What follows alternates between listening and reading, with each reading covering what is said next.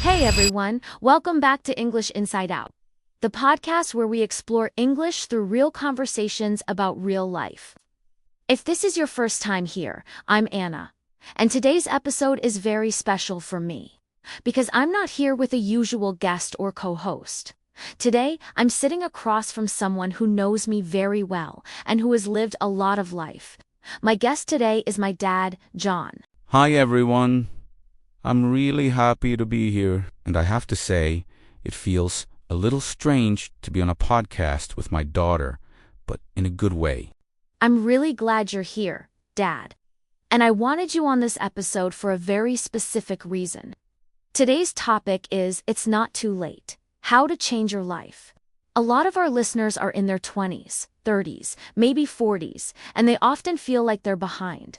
They think, I should already be successful, or I should already know what I'm doing with my life. Yes, that feeling is very common. And I think sometimes people believe that advice only matters when it comes from someone young, someone who is starting out. But I actually believe there is so much value in hearing from someone who has already lived many chapters. I agree. When you're younger, you think life is very linear. You think you choose one path, and that's it. But life doesn't really work that way. Exactly. So before we go deeper, I want to say something directly to our listeners. If you're listening right now and thinking, I'm too old to change, or I missed my chance, this conversation is especially for you. And I want to say this very clearly from the beginning. At 60 years old, I can honestly say that it is never too late to change your life. Not to learn something new, not to change how you think, and not to start again in a different way. That's powerful to hear. And Dad, I think it's important for people to know that you didn't always think this way. No, not at all. There were many moments in my life when I felt stuck, afraid, or convinced that this is just how things are now. And that's what I'd love to explore today. Your stories, your mistakes, the moments when you thought it was too late, and what actually happened instead. I'm happy to share. If my experiences can help even one person feel less afraid about their future, then this conversation is worth it. So take a deep breath, get comfortable, and just listen.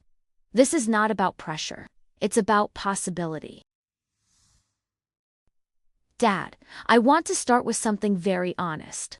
When I was younger, I sometimes looked at you and thought, wow, he seems so sure about life. But now that I'm older, I realize that confidence didn't come from always knowing what to do. It came from living through moments when you didn't know. Was there a time in your life when you truly felt, it's too late for me now? Oh, yes. More than one time, but the strongest moment was probably in my early 50s. From the outside, my life looked stable. I had a job, a routine, responsibilities, but inside, I felt very tired.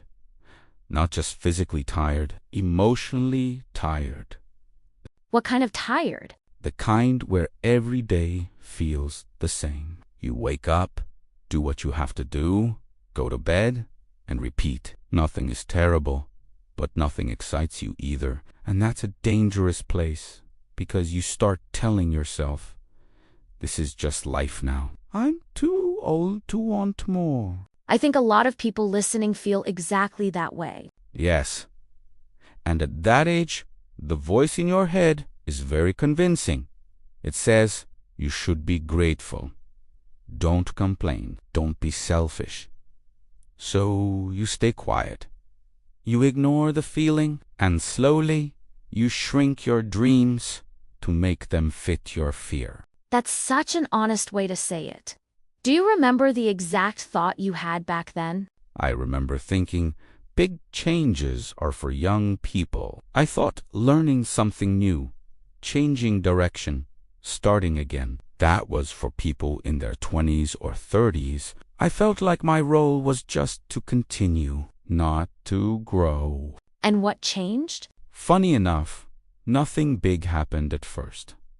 No crisis, no dramatic moment.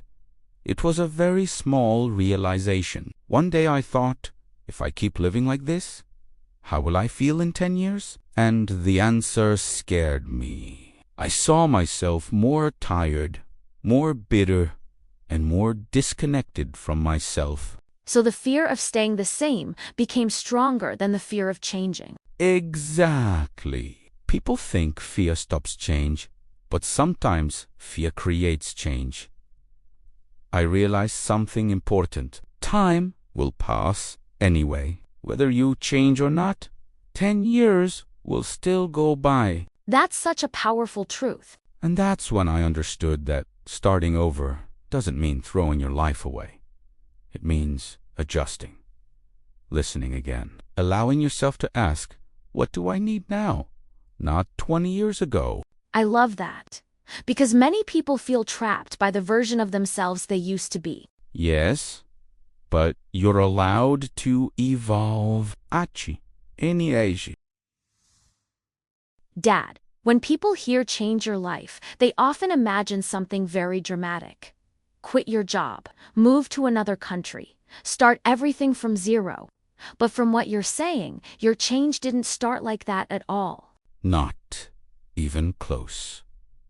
In fact, if I had tried to change everything at once, I would have failed immediately. At my age, I had responsibilities, habits, and a lot of mental resistance. So, I started very small, almost boringly small. Can you give an example? Sure.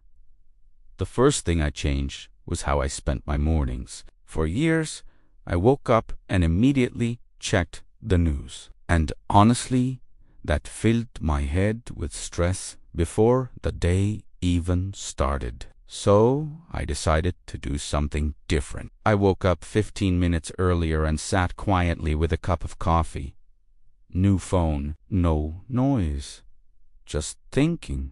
That sounds simple, but also very intentional. Exactly. That small moment became a space where I could hear my own thoughts again. And once you start listening to yourself, you realize things you've been ignoring for a long time. Like what? Like the fact that I was still curious, that I still wanted to learn, that I wasn't done growing.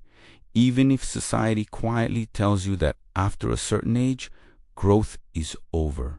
That idea is so strong, especially for older listeners. Yes. And I want to say something very clearly to them. Age doesn't close doors. Fear does. Wow. Many people say, I'm too old to start. But what they really mean is, I'm afraid to look foolish. And let me tell you something, looking foolish is part of learning. Ate 20, ate 40, ate 60.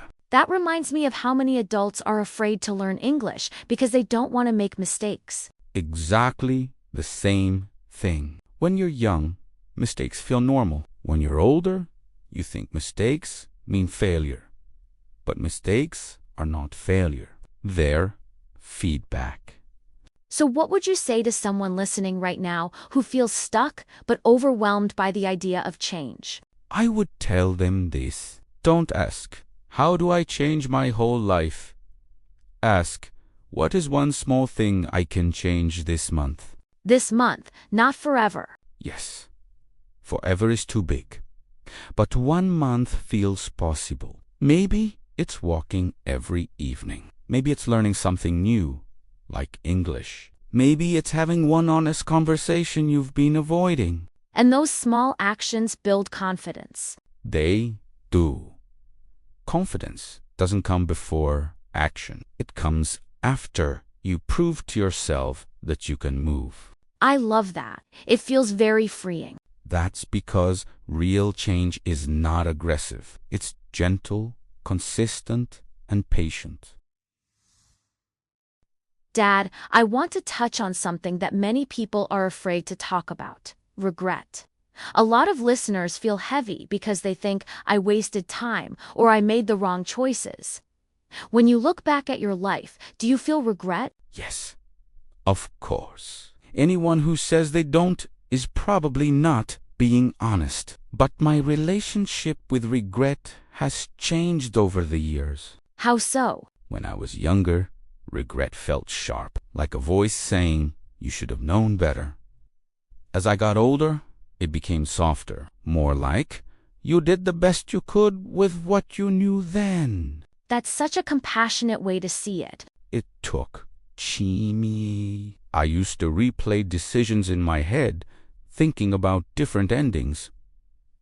But then I realized something important. Regret often comes from judging the past with the knowledge of the present. That's so true. At 30, I didn't know what I know at 60. So how could I expect my younger self to choose perfectly? I think many people punish themselves for not being wiser earlier.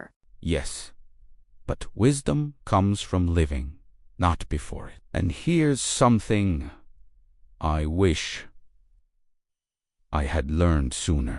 Time is not only something you lose, it's also something that shapes you.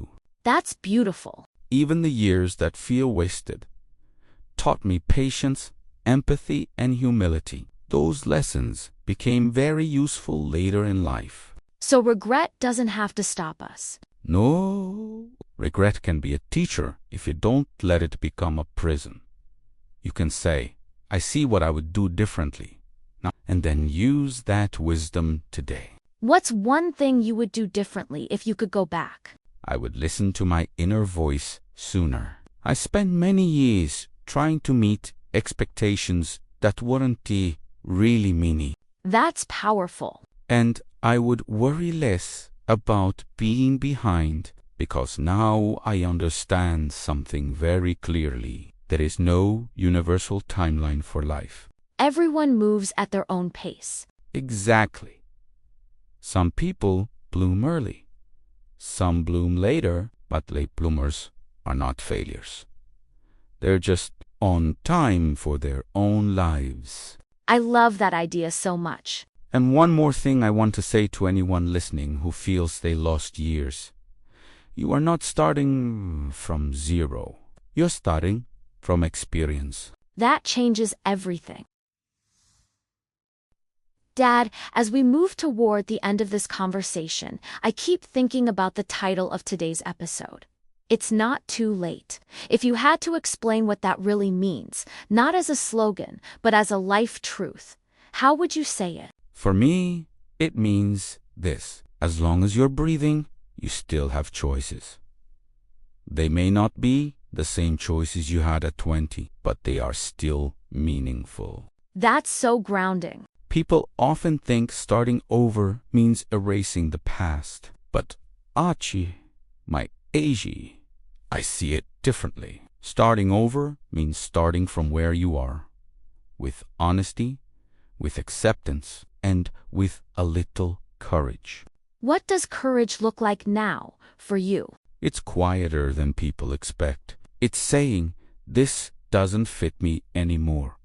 It's being willing to learn again. It's asking for help without shame. That's a beautiful definition. And I want listeners to know this. You don't need permission to change your life. Not from your family, not from society, not even from your younger self. That's something I wish more people believed. Especially older people. There's this invisible message that after a certain age, your job is just to maintain, not to grow. I reject that completely. Me too. Growth doesn't have an expiration date. Curiosity doesn't retire. And meaning can appear in new forms at any stage of life. If someone listening feels scared right now, what would you say directly to them? I would say, you don't have to figure out your whole future today. Just take one small step that feels honest. One step toward yourself. And that step matters. Very much.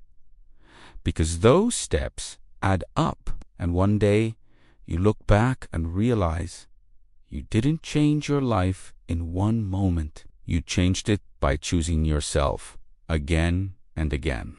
Dad, thank you so much for this conversation. Not just as a host, but as a daughter. Thank you, Anna. This was meaningful for me too. And to everyone listening, we hope this episode reminded you of something important. It's not too late not to learn, not to heal, not to begin again in your own way. Wherever you are in life, your story is still being written. Take care of yourselves. And remember, change doesn't have to be loud to be real.